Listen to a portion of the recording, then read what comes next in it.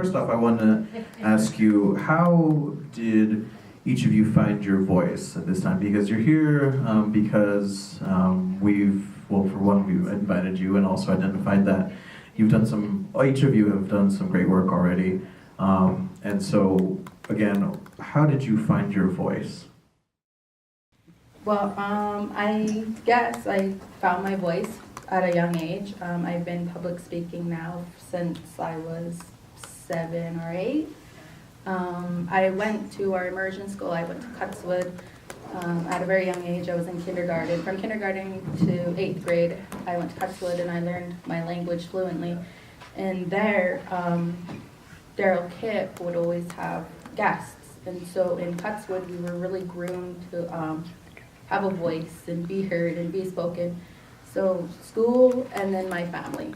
My mom is my biggest supporter, and she's the one that would push me and say, okay, well, so-and-so asked you to do a prayer, you're going to do it. And, at a young age, you listen to your mom, and then from then on, I just found my voice. A lot of people in my youth, a lot of elders told me that I had a gift because I spoke from my heart and not, my brain or what's on a piece of paper. And from then on, I just knew that there was something inside me that needed to be heard. And I found my voice because I want to bring change, and a positive change, to my community. And I know the only way to do it is to speak up and be heard and come to conferences like this. I guess I found my voice. Well, I've always been really quiet and really shy, and it's been really difficult growing up as an urban native and never really knowing where to fit in. But I guess I went to West High School, and we had a great home to school coordinator for the Native students, and I got involved in the clubs there, like Bear Nation Club and different councils like Billings Schools Tribal Council. And I got to be an officer there in those groups, and that made me realize I did have a voice. And then especially my senior year, going to the Capitol and speaking on behalf of Senate Bill 319. And I remember they said we can log on to legislative.gov in Montana, and there's numbers to call and people to write to. And I remember telling my Montana history class that. And I had a really great teacher, and I remember she had everyone, she had the whole class, stop what we were doing. And all my classmates were super supportive of the bill, and they all stopped the class, and they all called the number.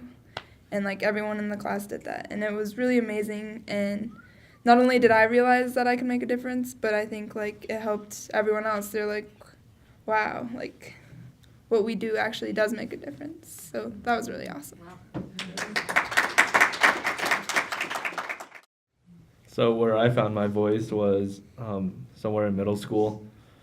I started to realize that there was a lot of Native American youth throughout the cities that their voice was not heard, and certain people lacked certain education about Native American culture, and you started to realize that there was a voice that was needed not only just for your Native American population, but also for certain students that were unheard throughout the course of their education.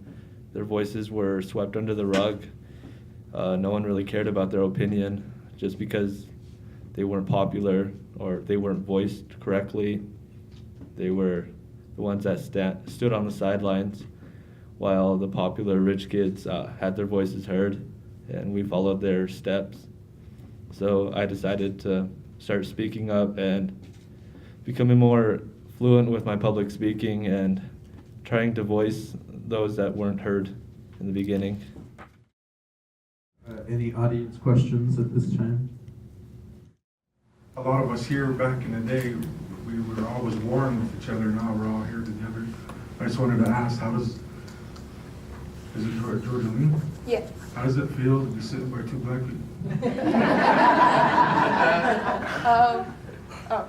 Well, my dad actually grew up in Browning, And I know I like there's always that like between tribes. Adoption. Like my dad always told me like, don't you ever bring a Crow boy home, and because I lived in Billings. And so there's always been that. But to me, I think because there's so few Native Americans, I think it's important to get past all those boundaries of like, oh, we were warring in the past. I think it's more important that we work together and rise up as one people, despite our differences. I was just joking. But what I wanted to say, it's awesome to see you three up there, especially back in my community where I pay attention to a lot of things and there's nothing to do for youth. There's nobody really standing up for youth. So it's good to see people actually starting to stand up and be a voice for the youth. Thank you.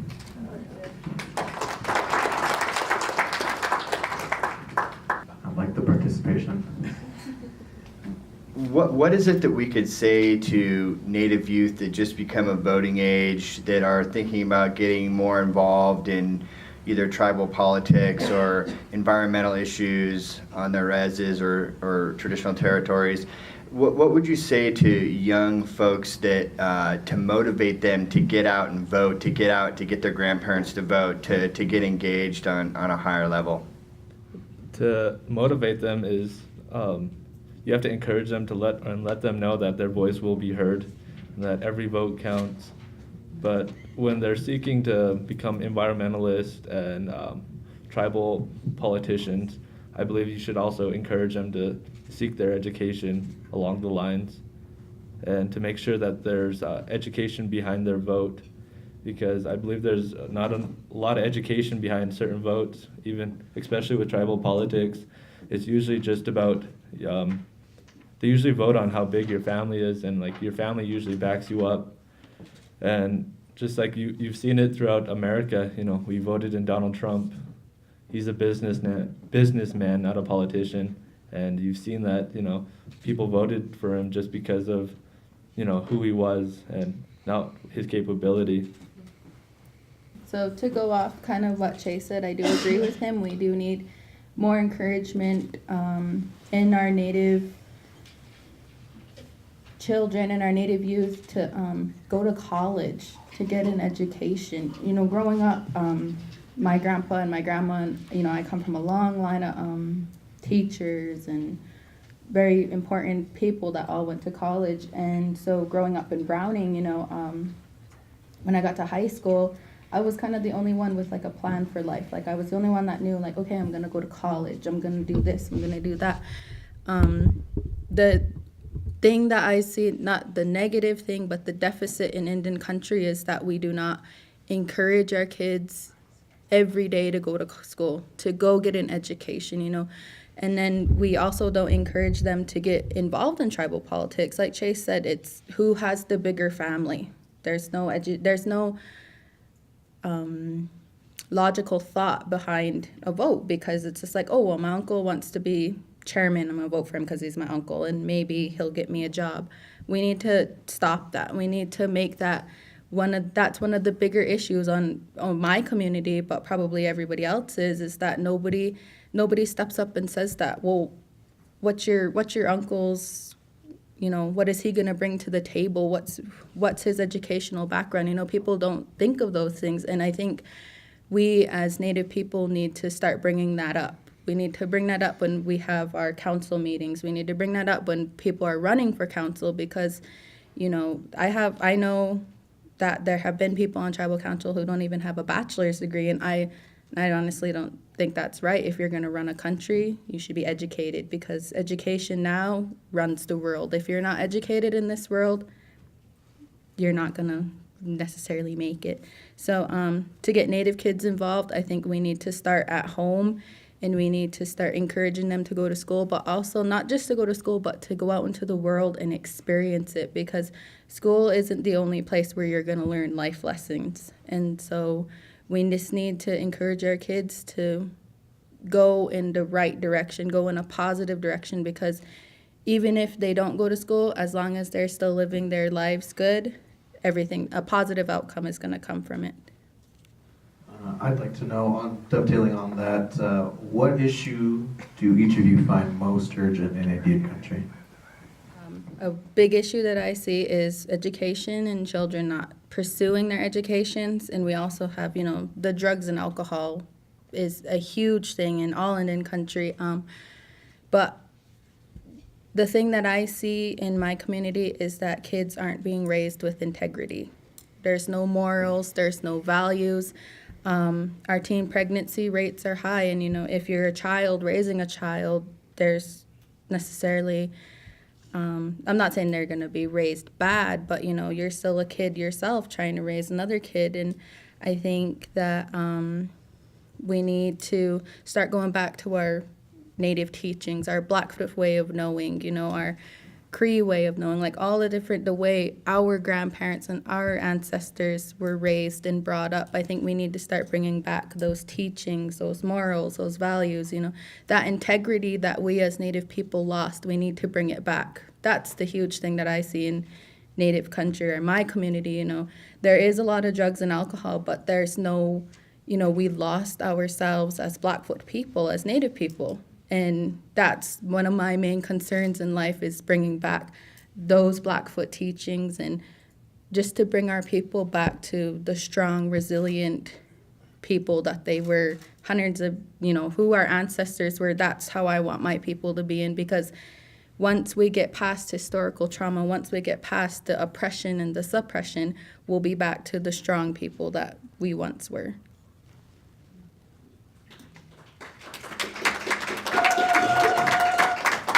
I'm like right under this light and I'm sweating. Like Trey said, I also believe that drugs and alcohol is a big issue with Native Americans. It's just abuse of drugs and alcohol. We don't. Our bodies aren't used to that, putting those chemicals inside them, just because our ancestors never grew up with doing meth or drinking alcohol. It was when the settlers came. They brought these, and our bodies don't know how to combat that. And I believe it's an issue because we're starting to lose our culture because of it. I mean, you start seeing Native American youth losing the integrity, like Trace said. I believe it's because the drugs, particularly meth, I believe it's starting to take away the family values that we've had in the past. Our families are being ripped apart because of this drug.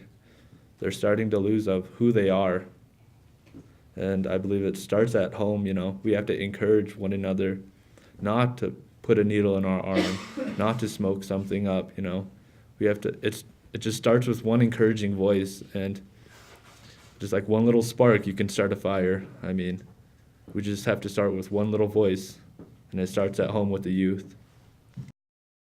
This time right now, it's looking pretty scary right now for our Native American people.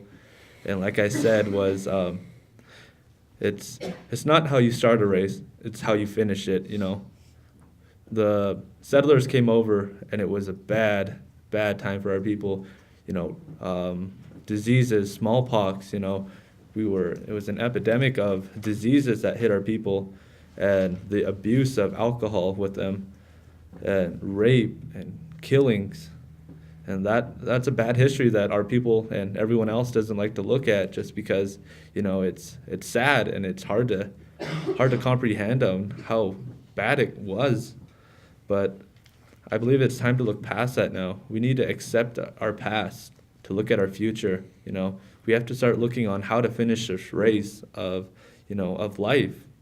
So I believe we just have to reconnect with our people, the land. And we have to, just like Alyssa Snow said, we have to become better riders.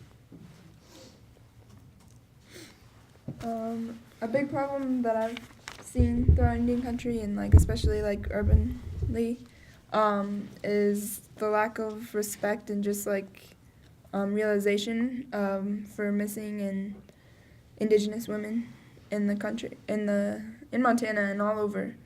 And how that's not spoken about. It's kind of brushed under the rug. I know there's great movies out now that bring the issue to the forefront, like Wind River and movies like that. But I think there's still with the sex trafficking that goes on, people don't realize the intensity of that issue, I don't think, or they just don't want to. And I think that's something that needs to be addressed. I encourage Native American youth leaders to get out there and start being a voice for their people. But also, I really encourage them to seek their education first so that we could rely on them, not just temporary for a voice for the people, but for, someone that we could rely on for the rest of the years to come, People that get in, I'm just going to use tribal politics for now. Some of the people that get into them, they're a voice, they're radical, everyone likes it just because, hey, they're going to make a change, but it's all talk, is because they don't have education on how they want to turn their plan into an action. So with that, so I guess Marcy and them kind of pushed me into hopefully in the near future of running for an office. But I'm going to seek my education first. Obviously, I think it's really important, being able to work with Western Native Voice and going to the Capitol. We got to sit in on a meeting of the Indian Caucus, and that was just really cool. It made me realize how many people are speaking and how many more people we need in positions of power to get the Native voice heard. I'm personally going to school to be a teacher, but I still think, I don't know, I still think I can run maybe later on in life or teach people to be the next leaders of the next generation. Yes, I want to say yes. I do want to grow up and be, actually I have my little master plan of being a teacher and then superintendent and then maybe being like Denise Juno, my shero. And she really is, Denise Juno. At a young age, I really looked up to her. Eloise Cabell, Theta Newbreast. I had a lot of sheros. I just love that word she taught. She said it yesterday, and it's just I love it. But, at a young age, I made a promise to Dr. Daryl Robes Kip that I was going to go off and get my education and come back and get my people out of the hole that they are. And I still live to that, and I still live up to my promise. I'm still going to school, and I still, aspire to be,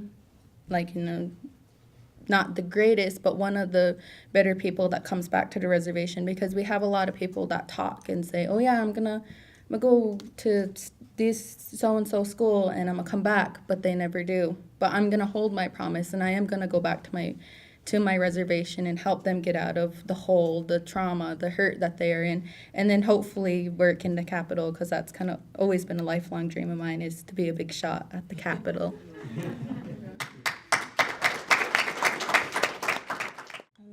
I think that's actually a great idea, and I would so jump on board with that. I was already talking to a few of my old high school teachers, and I wanted to actually go back to the high school sometime this year and talk to the seniors about college and the crazy things and the hardships that you're going to see. But I definitely, now that, well, not older, but, that I'm out of high school and I have a few years of some life experience, I do want to start going back to Browning and talking to the high school, but not just the high school. I really like to target middle school kids, because that's the age where they're trying to find themselves, and I think that's the age where you need middle school and younger, the kids that you need to kind of catch, because once you're in high school, you're I'm in high school, I know everything, I'm 16.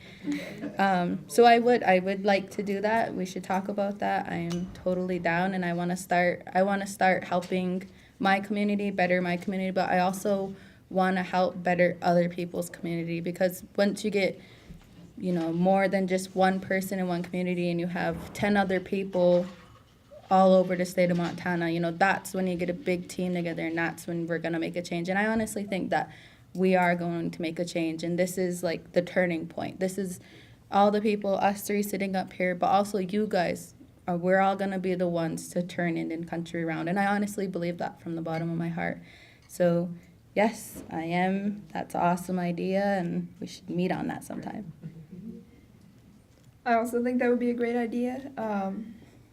And there's like several people I can think of. Like I'm part of like a unity council at my college, just like that would love to be a part of that. They just need like an outlet or like an organization to like support them. So I think that would be awesome because that's something that's been on my mind. Yeah, I'm all for it. It's like what I'm doing right now is I'm actually working on trying to get a conference for the Native youth down in Billings right now through Billings Tribal School Council. But yeah, I would definitely love to bring high school students. I would say high school students and college students of Native American background and non-natives too to get their input for a conference. You know, just so you could get everyone at the table to get a full understanding of what's the issues. You know, the issues Native Americans see and the non-Native Americans, what they see also. You know, it's because we have to learn how to coexist. Our people coexisted before time, and I believe it's a big thing that we have to rely on is coexisting and learning from one another. But yeah, I'm all for the youth. So with your first question, how we perceive environmentalists, I believe the news sends a bad interpretation of what environmentalists stand for. And it's a big turnoff for the Native American youth because they see that as radicalism and just everyone getting rowdy. And not too many Native Americans are starting to like rowdy is because, you know, we've seen it in the past. You know, some Native Americans come from drug and alcohol abuse, home styles, and a lot of their parents get radical and, you know, they'll beat them up or something. You know, they'll go and do something stupid or, you know, that will affect them in a negative way. So I believe if, from an environmental standpoint, you guys have to approach the youth at a different direction or different way. So come at them with like trying to connect them to their culture, is because you're not gonna. I believe that if you approach a Native American youth with environmental issues and you try to tell them to solve these issues, they're gonna close the door on you. You know, they're gonna lose interest in it. So if you approach them with their culture and you allow them to answer those or to solve those problems on their own, it's going to be a lot more rewarding for them and a better outcome for the environmentalists. And could you repeat your second question? The intersectionality between economic development, health, and environment. So like I did a interview with Nikki and Chris. Anyways, that I see it as they're components to a larger issue. It's a problem in Native American country, and I believe that all three of those that intersect, if we find the solutions to every single one of those components, we finally find a solution to our Native American problems on the reservation and off the reservation. So when we find that answer to every single one, we can't stop from there. We have to answer every single one of those components. And I'd rather discuss this answer personally, just because it's a long answer. Take about 10-15 minutes to answer your question, but I'll pass this mic along.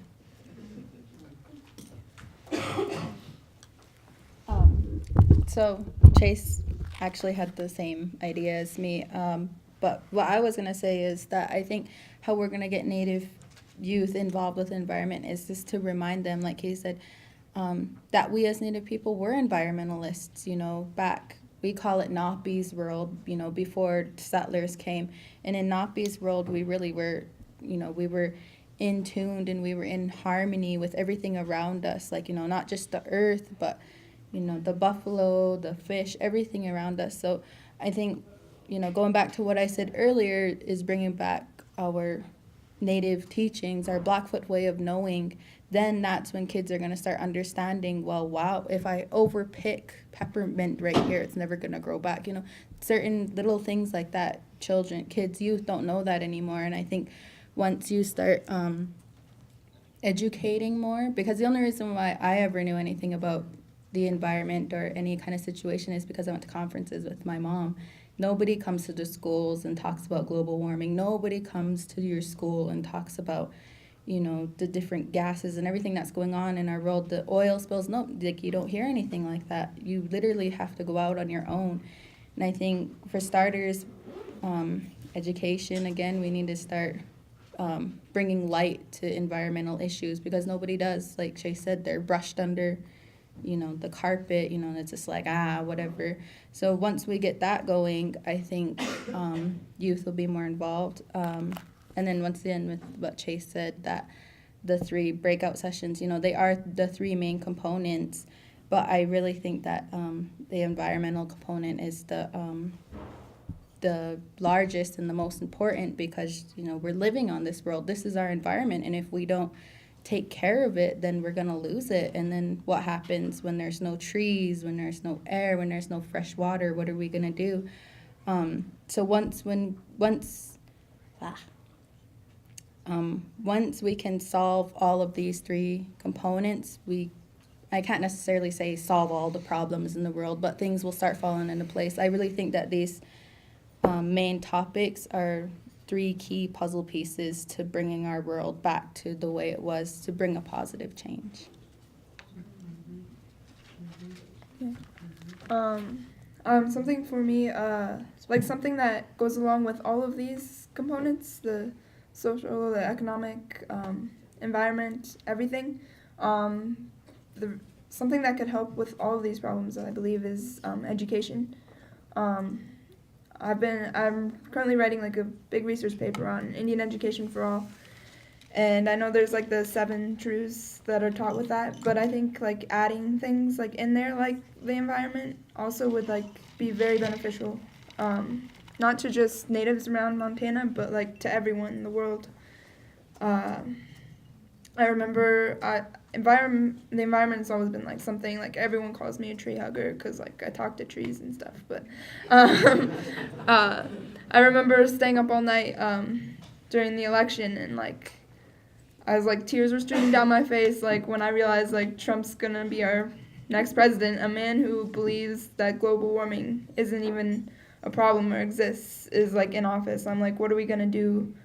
One of my favorite Cree proverbs, only when the last tree has been cut down, the last river has been poisoned, and the last fish has been caught, will man realize that he can't eat money. That's like something that's always like in the back of my mind. The earth is like the most important. If we don't take care of it, it can't take care of us. So.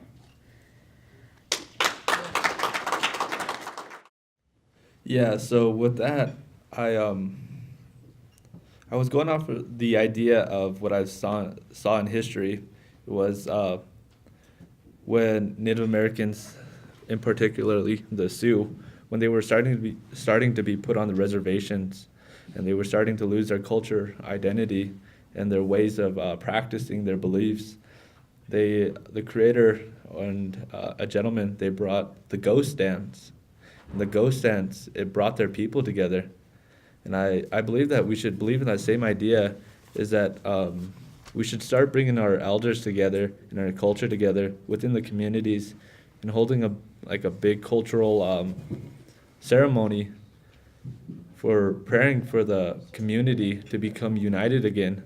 You know, we have to fall back to the love the neighbor, you know, trust the neighbor.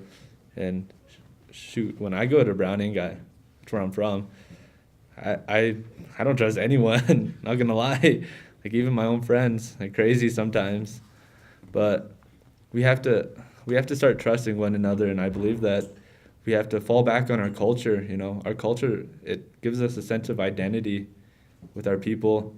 So if we fall back on it, you know, we're grounded to society, you know. We have a background and we know who we are, and then so we can move forward. So we'll never lose who we are throughout, you know, the chaos of education and the big life of living in a city or whatnot.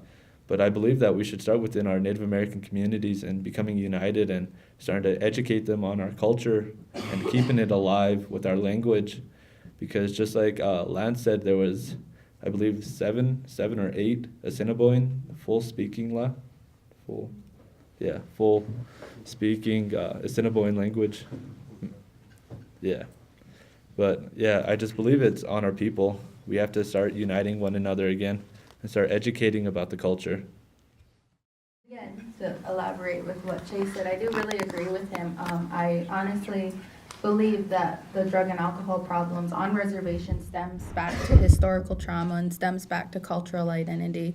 There are actually now a lot of psychology research studies going on right now, and there are a lot of psychologists researching Native people and historical trauma and the effects of it. I mean, even though our great-great-grandparents went to boarding school and this abuse happened 80 years ago, it's still trickling down to their great-grandkids, and that's historical trauma, and that's cultural identity issues. You know, there was the boarding school era that stripped us of who we were. Don't speak your language, don't sing your songs, don't pray. You're Catholic now, you're Christian now. You're white. Save the white man, kill the Indian. And so I strongly agree with Chase because he's right. We need to start bringing back our cultural identities, and I see it every day in my community. People don't know who they are because those teachings were lost. And I don't have that hole inside of me, but I can see it in other people. I can see that they're longing to know who they are, that they're longing to know how to smudge, how to pray. And, you know, I was fortunate enough to grow up be raised with my great-grandparents, to be raised in Cutswood and to be raised, you know, with our cultural values.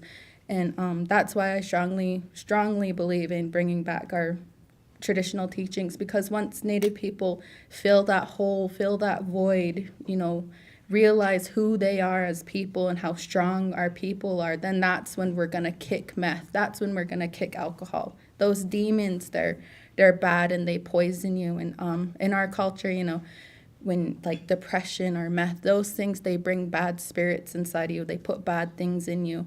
And so, you know, once we get out of our little slump and we start realizing that we are strong, individual Native people, then that's when, you know, we're going to start kicking the addictions, because right now our people are just filling the void with meth and alcohol and drugs. And, you know, we need to fill that void with love and positive vibes and, you know, just bringing our people back to who they were. I mean, that's my ultimate goal and dream in life, is to see my community, the people striving and thriving the way we were hundreds of years ago. That's my goal in life. And once that happens, we're not going to have an addiction problem, because, you know, our people, like, I always tell people to look at Maslow's hierarchy of needs. You know, that hierarchy is based off of Native people, based off our people, the Blackfoot people. And, you know, there's self-actualization in there. It's one of the main components of that hierarchy. And not many people have self-actualization anymore. And once we bring that back, once people know who they are and to be proud of who they are, they're gonna, you know, and it's shameful to be on drugs, but people don't see that right now. And so once we bring back, you know, our old way of life and the way we used to think, Blackfoot way of thinking, that's when we're gonna kick all the negative things in our world.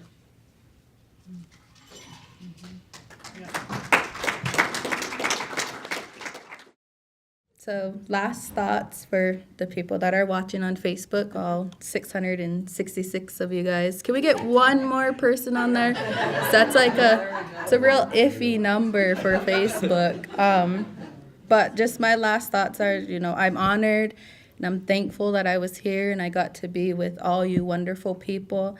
I've learned so much. It was awesome listening to everybody, all the panelists yesterday. They were really amazing people, and it really made me nervous for my panel, because, you know, I'm 20 years old. You know, I haven't even succeeded in life as much as you guys, but, you know, I look up to you, and, you know, I strive to be that successful one day.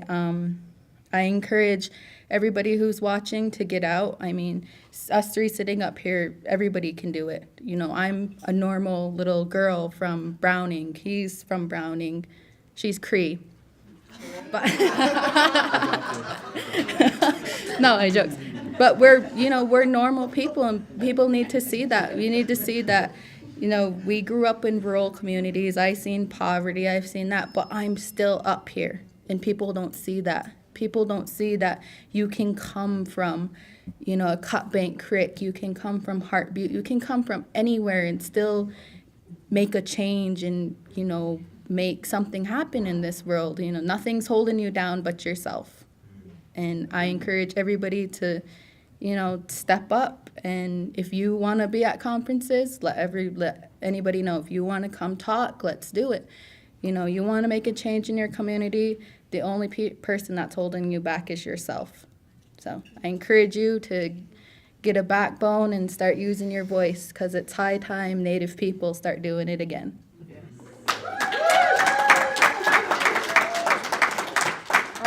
I guess I'll speak to the urban natives here. Like growing up in like public schools and like in Billings, and like not really knowing that much of like my traditional ways, there was like always like this huge disconnect. Like where do I fit in? Like when I'd like be part of like the Native clubs, I'm like, do I really belong here? But then like also like I don't fit in with like the rich white kids. Like, what do you do? But I just want to say that like if you're even a little Native, like you're all Native. Like there's no, oh, I'm only a quarter. Like, because you can always learn. There's resources out there. Get in touch with elders. Learn yourself. Like, there's tons of information out there, and there's tons of organizations and people ready to support you to be a part of that. So.